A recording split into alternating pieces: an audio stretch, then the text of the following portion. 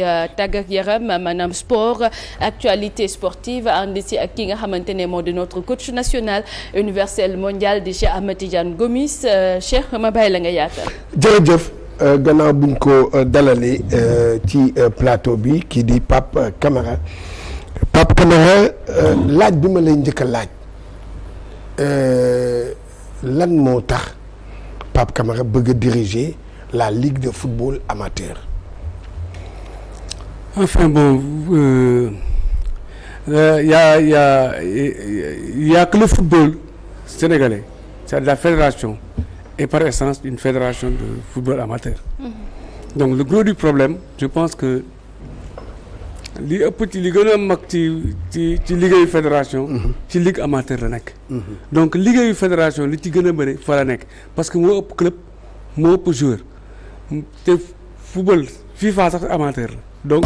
football amateur la professionnel bi benn partie la ci football bi mais li ci ëpp football amateur la donc bu ñuy wax chantier wu football ci football amateur la nekk te vraiment foofu la ñu soxla liggéey bu ànd ak vision li ma ko mën a waxee ak expérience ak vraiment détermination ak avec beaucoup de don de soi c'est-à-dire joxe sa bopp ba mu sës def loo ci mën pour jëmmali parce que chantier la boo xam ne du jeex parce que li ñuy wax l'œuvre humaine n'est pas parfaite donc ñun dañuy jéem a set rek luñ ci mën di yokk ba nga xam ne après ñii ñëw dañuy yokk jéem a def daal vraiment que qu'on ait des structures une fédération structurée avec un programme structurel donc teg football bi ci ay raay même pour dee ci ñaari at ci ñetti at ñu bàyyi football bi mu dem parce que dama xalaat ni li ëpp ci liggéeyu footballu Sénégal ci ligue amateur la nekk donc te fa la liggéey bi nekk te ku bëgg a liggéey dëgg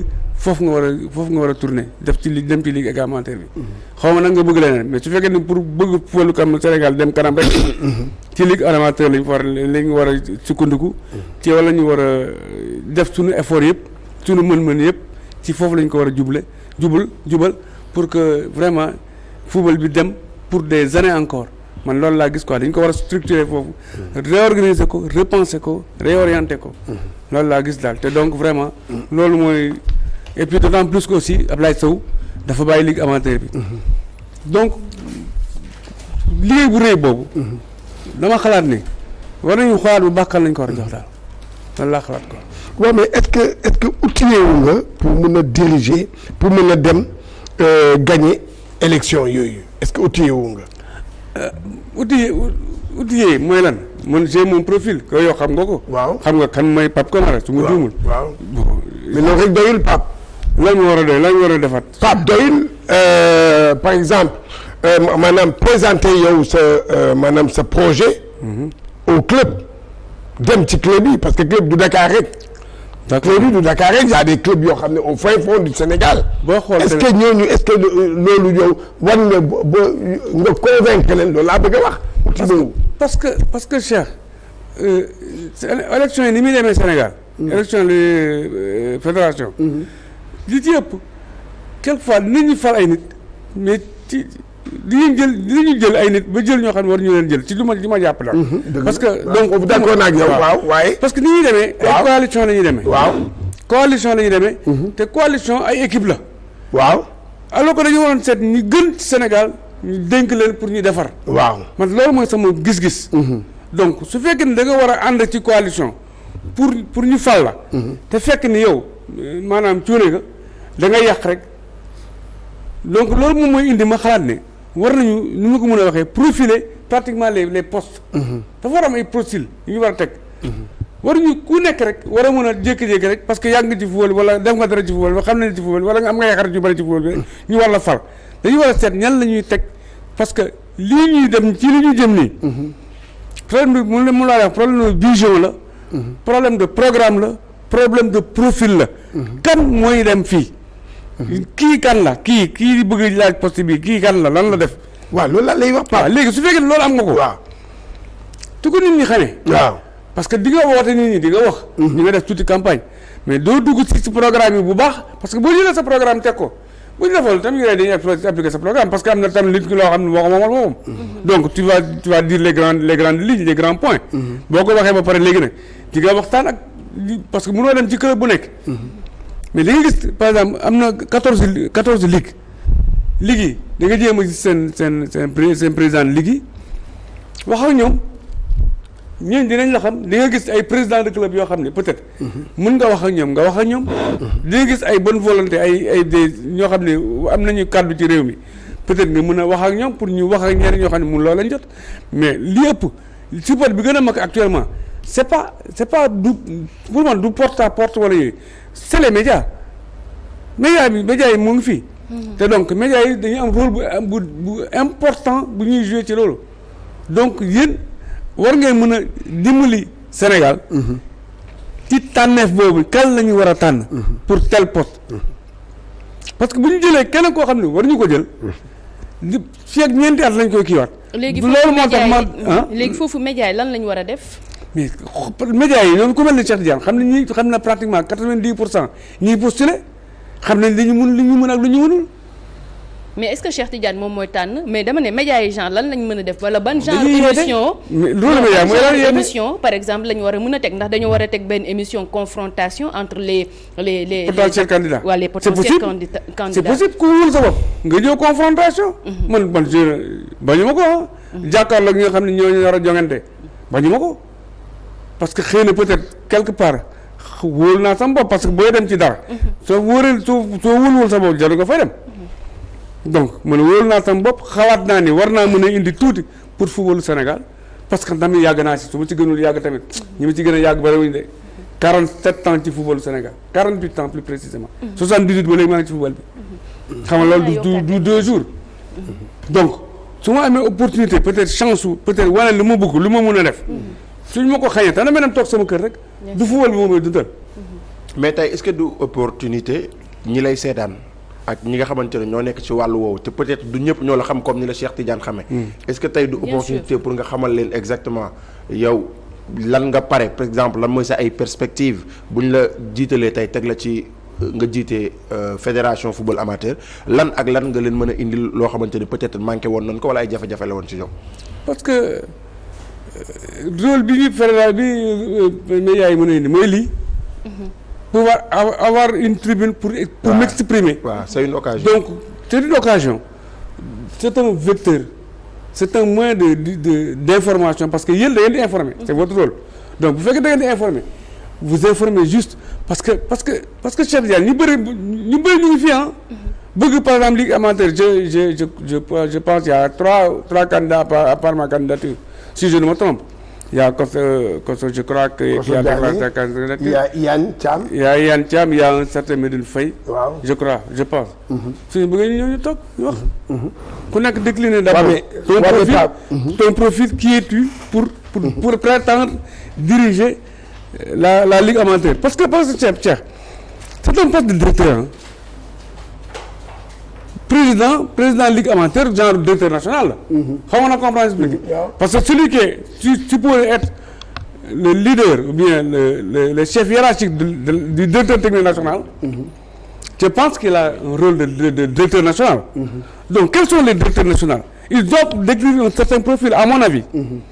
mu ñu la def directeur national ba nekk nga nekk benn je sais pas benn liñ ma baal nga sans emploi xaw na comprendre nga amuloo benn profil donc je pense que les gens devraient d'abord comment dirais-je appeler le principe dans un premier temps le programme et voir peut-être ce qu'il y a lieu de faire parce que actuellement quoi qu'on puisse dire si on est dans le foot amateur en quelque sorte il y a un peu d'informel là-dedans tu vois ce que je veux dire donc ci li ma jàpp boo xoolee le besoin actuellement du Sénégal li ñu gën a soxla Sénégal mooy emploi waawal def football amateur mën nañ joxe emploi lu bëri sax te loolu du mu dugg ci ay détails xaw na comprendre expliquer le football amateur peut générer jusqu'à 9000 emplois mais du ma dugg ci ay détails il y a une certaine réorganisation qu'il faut faire il y a une certaine réorientation de certaines choses qu'il faut faire mais mënuloo dugg ci benn détail mais su fekkee ne amuloo vision allant dans le sens voulu par la population par le football amateur vraiment dañuy tardel.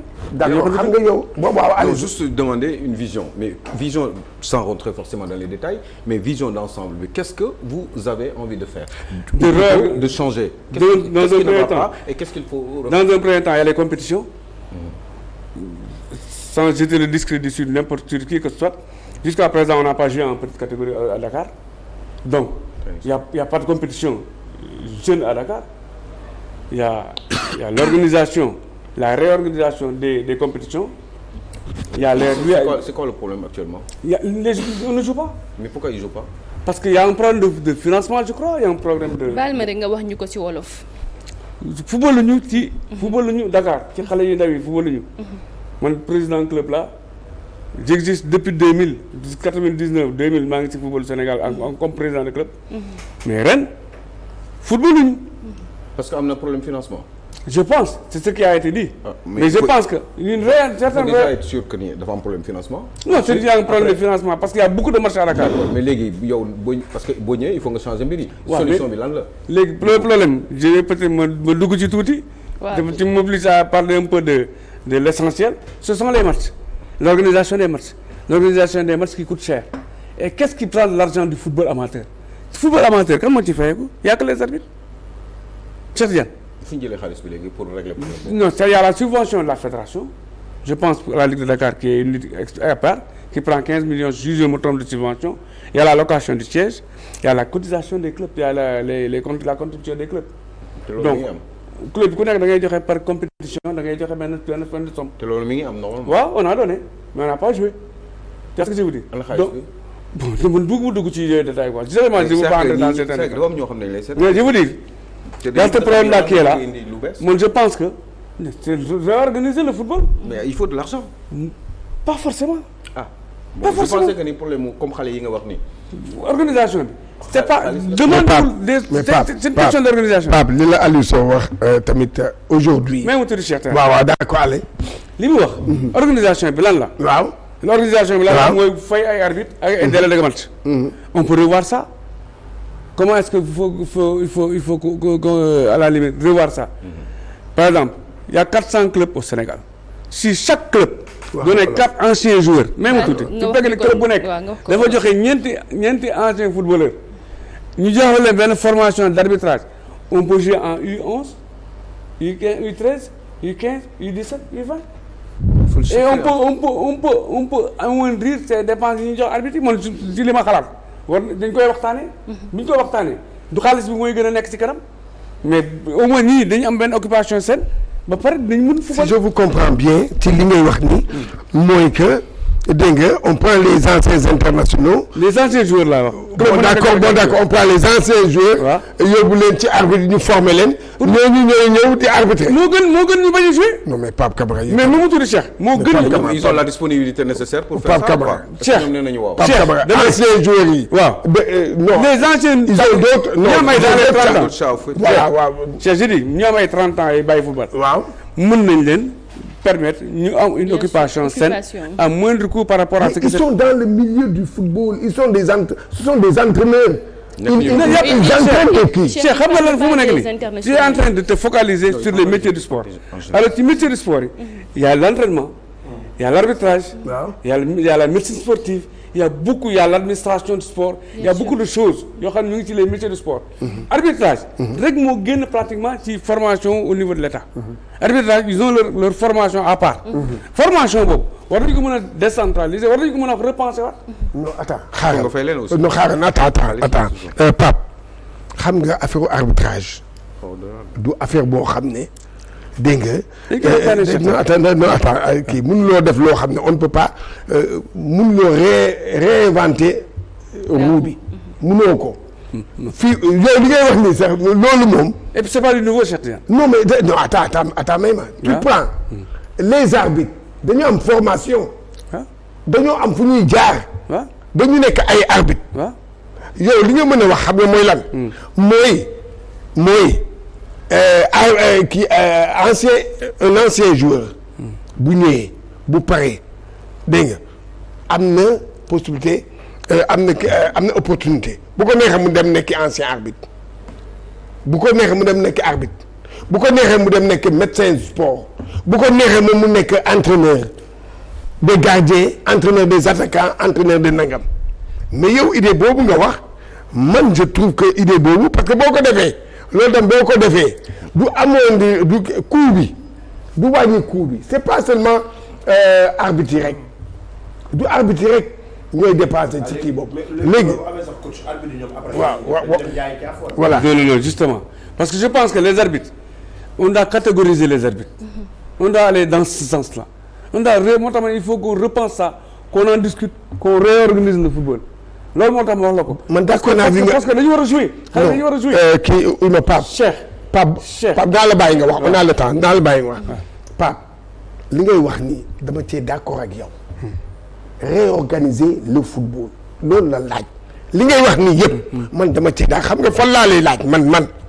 dama ne aujourd'hui Pape Cameron veut être président de la Ligue amateur qui va diriger plus de 400 clubs et ces 400 clubs là c'est pas seulement Dakar. c'est même bu dee benn tiers bi c'est Dakar wala sax boo buggee jël sax 2 tiers yi Dakar la léegi nag mais ceux qui sont au fond du pays ñooñu yow xalaat bi ngay wax nii li ngay wax nii xalaat bi xam nga football. mais ñooñu doo toog Dakar rek. nga bëgg a xaayoo nga ne non non élection yi ni muy demee nii lay demee bu kii non va vers eux loolu laa lay wax. d'accord na Cheikh j'ai appelé beaucoup de présidents j'ai rencontré beaucoup de présidents de ligue. foo lay rencontré lors de l'assemblée générale j'en ai rencontré j'ai pris mon téléphone j'ai appelé des présidents de ligue on a bien discuté je pense que ils peuvent me servir de vecteur au niveau de leur club parce que ils représentent les clubs. mais il faut les convaincre seen élection bi aussi kañ la. l'élection de la Ligue amateur c'est le 31 juillet je pense. waaw d'accord mais Cheikh li mu lay wax c'est-à-dire nga def déplacement. mais mën nga def déplacement nga dem bu boobaa comme ni ngay waxee comme médias yi communication de masse la mais bu boobaa dina la permettre à ce que nga rassembler dëkk boobu par exemple boo demee benn dëkk acteur du sport yi fa nekk nga rassembler leen nga wax leen yow tamit li nga xamante ne moom nga bëgg a def. parce que booy battre campagne tamit je crois que mën nga déplacer même bu dee 2 wala 3 localité nga dem sax parfois da siy baax. d'accord na bon léegi xam nga footballu amateur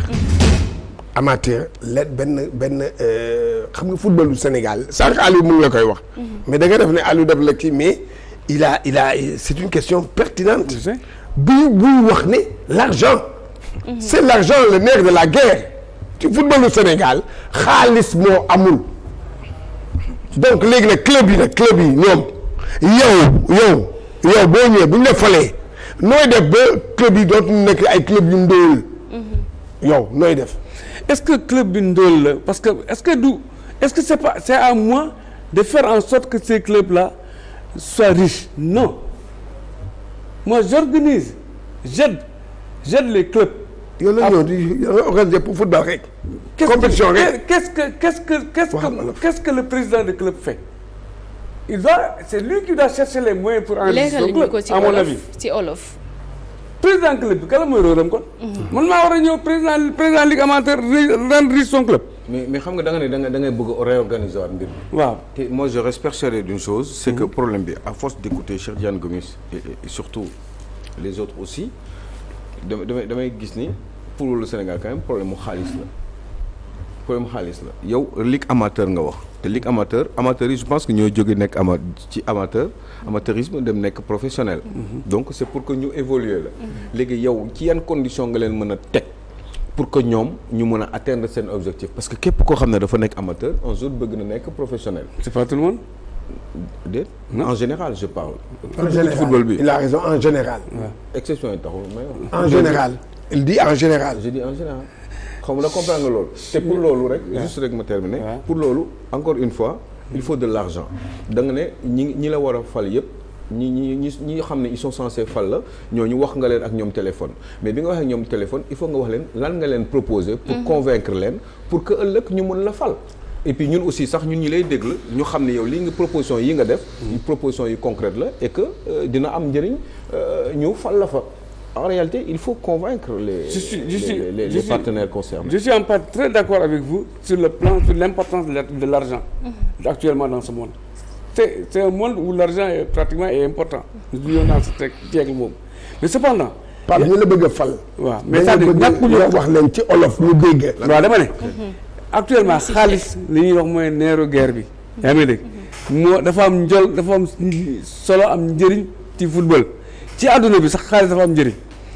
léegi xaalis ñàkkul trop fédération moo tax ma dama ne dina am recherche des moyens mais optimisation aussi des moyens optimisation des moyens boobu li may wax mooy ni nga xam ne ko optimiser. mais bala nga ko optimiser il faut nga am ko ba pare nan nga koy amee am na lu fi nekk waaw fan nga koy jëlee mais y a la wax naa la y a la fédération qui donne une subvention la fédération qui donne une subvention li muy subvention bi muy joxe doy na kon loolu rek mën nga sukkandiku solo mais mu tuuti y a la fédération qui donne des subventions il y a à faire une étude des dépenses je pense à mon avis pour xam ñaata lañ soxla pour aller dans la recherche de fonds aller dans ce sens il y a le rôle de l'État doit jouer son rôle par rapport à ça. étude des dépenses boobu yaa ko war a def. waaw d'accord naa ko def ko comme proposition. d'accord naa j'ai dit pour wax la gars yi pourquoi c'est possible. dama ne j'ai dit moi j'ai dit recherche et optimisation des moyens bon le terme je le comprends. mais waaw, nan mais ngay def léegi concrètement. léegi concrètement xaalis am na léegi benn point bi mooy li ma doon wax ni par exemple li ëpp ci xaalis bi ci arbitrage lay dem.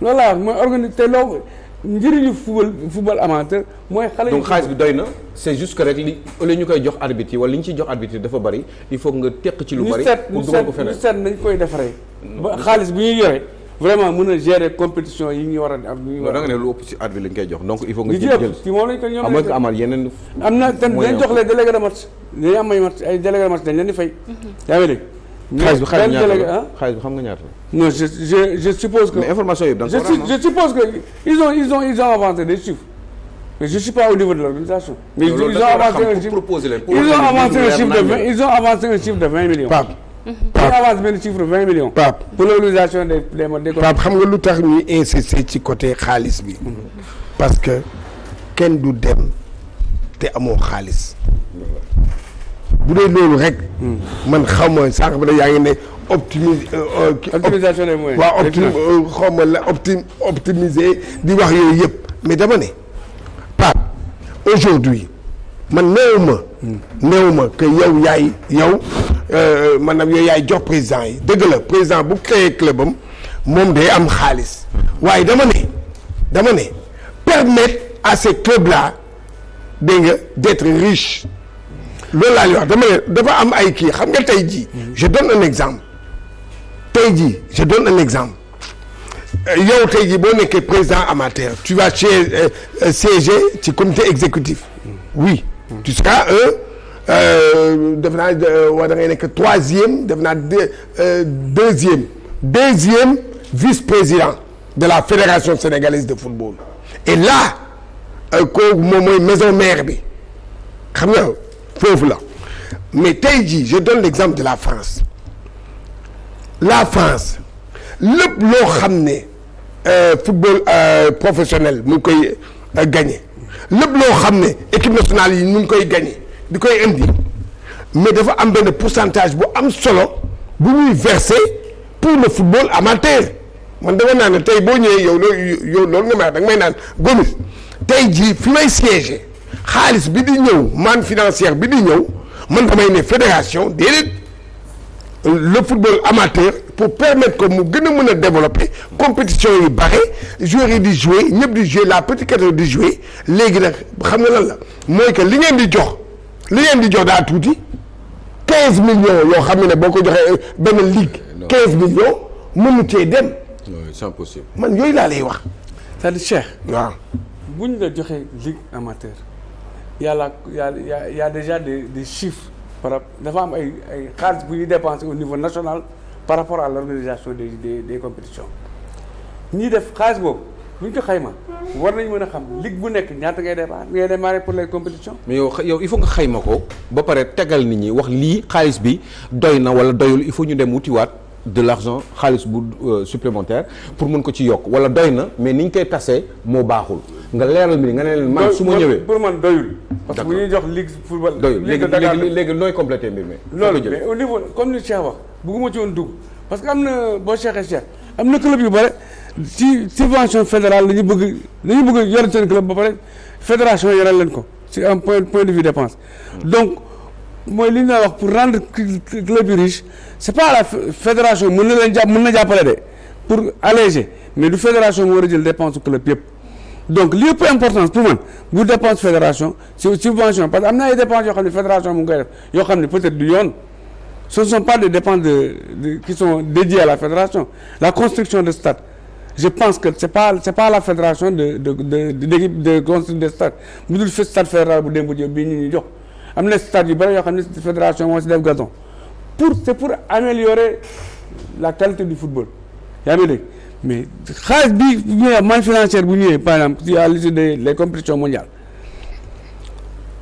on peut prendre une partie pour dimbali ligue ñu mën a organiser les compétitions parce que les gens les clubs ont besoin de jouer les gosses ont besoin de jouer on ne joue pas assez et c'est ça le problème du football actuellement. Mais pour jouer il faut organiser il faut se déplacer il faut manger il faut boire il faut nga def link ak club yi quand même ak yooyu il faut organiser mbir mi. Alim d'accord naa mais je dis mais du fédération wala man mi maa war a jox moyen club yi. non waxuma da nga leen jox moyen. xam nga yàlla minimum boo xam ne. day relever ci ligue des amateurs ci lay jógee moyens yooyu ngay wax noonu. moyens ak subvention yi. wala subvention yi bu fekkee da nga ne doyul loolu laa dégg sax. subvention pour compétition yi pour man moo doyul mais subvention. pour organisation des compétitions. la fédération devait être en mesure de financer ça à mon avis. la fédération devait être en mesure d'aider en sa budget. nga ne sama budget doyul. léegi yow nooy def nag. pour waaw lan mooy sa pexe. mais da ngay bu fekkee ne fédération kiiwu ko. waaw mais loo gis Cheikh parce que nag quand même du lépp ngay génne on a cherché on peut chercher des sponsors. on peut chercher des mécènes qui peuvent prendre en charge des compétitions parce que compétition yi du championnat junior ak cadet rek y a la ligue amateur qui doit être jouée. Il y a l'organisation des sélections on peut chercher beaucoup de trucs beaucoup de compétitions yoo xam ne da nga koy dédié nit wala nga jox ko kenn parrainé ko kenn mu financé ko man ci li ma xalaat war nañu mën a football lu doy et valoriser les compétitions. bokkul sa mission. évaluation valoriser les compétitions. les compétitions du football amateur. mais il faut que les gens c'est-à-dire valoriser les compétitions pour loolu il faut que booy compétitif. L'objectif c'est la compétitivité du football sénégalais jël nañ fi coupe d'Afrique junior ak cadet alors que le cadet sénégalais le junior sénégalais n'était pas compétitif ils étaient à 5 mois de 10 matchs. moom laa lay wax dama ne. mais loolu noonu Cheikh. waaw non loolu laa lay wax. loolu man pour man Pape loolu laa lay wax dama ne la valoriser les compétitions Sénégal loolu mooy problème Infantino président FIFA lan moo tax ñuy jouer coupe du monde kii coupe du monde des clubs bi ñuy jouer nii actuellement. lan moo tax ba club yi bëgg ko jouer lan la. peut-être y a une manne financière au bout. loolu laa lay wax dama ne attends xaaral la Motsepe quand il est venu à la CAF mooy toutes les compétitions da ko valoriser maanaam da ko jox da ko mandat yokk prime yi moom laa lay wax dama ne yow tey jii valoriser comment nag ngay def pour valoriser parce que Ablaye Sow qu'on se dise la vérité Ablaye Sow c'est le seul président amateur boo xam ne moo fi def benn organiser benn tournoi maanaam tournoi kii bu mu tuddee Tanor Dieng feu Tanor Dieng dégg nga voilà tournoi kii boobu moo ëpp sax li champion wu ligue professionnelle di gagné Ablaye Sow moo ko def léegi nag moom dem na dama ne léegi nag yow loolu yu mel noonu genre commission yi yow léegi nooy def. Cheikh.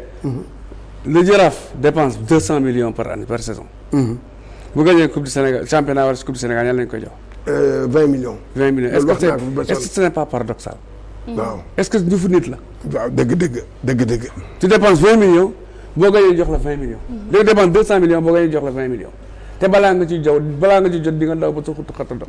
est-ce que yëfu nit la. loolu laa lay wax. mais léegi su fekkee ne ça se passe au niveau de l'élite. non on va voir parce que ça y a un moyen de conjuguer ça. loolu war nañu mën ko jël championnat bi jox la 100 millions. possible na mais avec une petite gymnastique bu ndaw. naka. Cheikh. loolu sax Ligue Pro la mën naa la ci wax. waaw parce que Ligue Pro moo dugg toog ci. non mais Ligue amateur tamit. mais Ligue Pro. non bàyyi Ligue Pro Ligue amateur. dama la pour subvention ku gagné championnat bi jox la 100 millions. waaw léegi ku nekk champion national 1. champion national 2. waaw xam nga ñoom. léegi yow ñooñu au moins un club amateur yow yaa ngi nii. président club amateur. au minimum. le club amateur. au minimum je dis bien au minimum dépense année bi lu gën a tuuti 30 millions waa léegi moom bu compétir ba pare dépenser 30 millions lan lay am. war nañ ko mën a jox pour man war nañ ko mën a jox 10 millions si man pour man lu mu ndaw dans un premier temps en attendant d'avoir des sponsors des sponsors parce que loolu fédération war na ko mën def mais pour 100 millions yi ma lay wax nii benn gymnastique bu ndaw rek boo xam ne dañu ko war a déggoo suñu biir muy lan quand l'équipe nationale va en coupe du monde exceptionnellement nañu jël Cheikh ñu déggoo ko suñu biir def ko mu nekk charte bu fédération. waaw on prend 5 joueurs dans le championnat local ki jël championnat ñu jël 2 joueurs si moom ak yeneen 3 joueurs muy 5 joueurs 5 joueurs yooyu bu ñu demee coupe du monde ku nekk FIFA day jox club bi mu jógee 120 millions 120 millions yooyu boo jëlee 20 millions 20 millions ci 5 yooyu yëpp day nekk 100 millions mu nekk ko dédié à la jox ko ligue amateur pour mu régler problème mu prix mu champion bi. joueur bi nga xam ni moo tax ñuy fay équipe bi 120 millions. normalement loolu ko équipe boobu war na mën a fay joueur boobu 1 million par mois xaw ma ndax comprendre li may wax nii. donc loolu. war na mën a dimbali football amateur bi. football professionnel bi plutôt. léegi fii nga xam ne fédération da ko dul jël di ko dugal ci football professionnel bi. war na ko mën a réorienter vraiment vers la ligue amateur. où il y a beaucoup de champions parce que il y a 4 niveaux je crois. au niveau de la ligue amateur il y a 3 niveaux. 3 niveaux. 3 niveaux. waaw donc mën nañu xaalis boobu ñu doon jox ligue amateur ligue professionnelle. war nañu ko mën a réorienter foofu. pour revaloriser comme tu dis le championnat amateur. mais loolu ça peut régler en partie les problèmes de prime de la ligue amateur de la ligue professionnelle. loolu mais loolu dañ koy def charte bu nekk fédération jël ko en charge. ñu bind ko ci këyit d'accord ci ne bu Sénégal day dem coupe d'Afrique day dem coupe du monde vraiment ñu jël au moins 5 joueurs dans le championnat professionnel dans le championnat local professionnel joueurs yooyu ku nekk ñu nangu équipe bu ñu jël sa joueur ñu signé jox 100 millions nga jël 100 millions jël 20 millions jox ko ligue professionnelle bi nga xam ne moom mooy tàngat joueur bi. pour mu ñu mën a régler les comment dirais-je le problème des primes su fekkee da nga jël championnat bi ñu jël 2 joueurs ci yow ça te fait une manne de 200 millions boo xam ne la dimbali booy dem coupe d'Afrique. d'accord léegi nag dernière question parce que heure bi kii na man question bi ma la bëgg a poser Pape tu es un universitaire. bien sûr. yow da nga jàng Pape yow est-ce que man sama xalaat est-ce que yow laajoon direction technique nationale.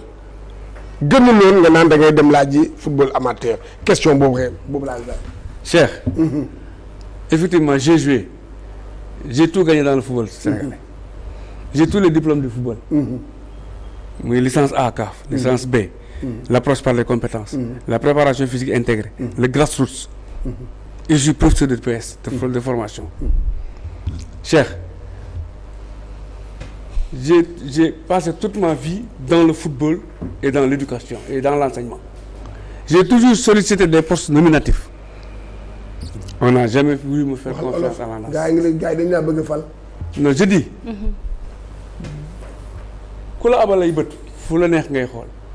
fu ko neex ngay xool.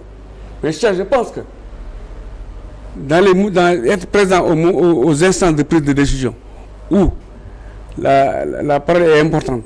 Je pense que c'est dans des moments, dans des postes où vraiment on t'élit. Si je suis élu, j'aurai la légitimité du mouvement associatif, c'est-à-dire nit ñi ñoo may fal pour mu mën leen liggéeyal parce que man dama bëgg a liggéeyal nit ñi.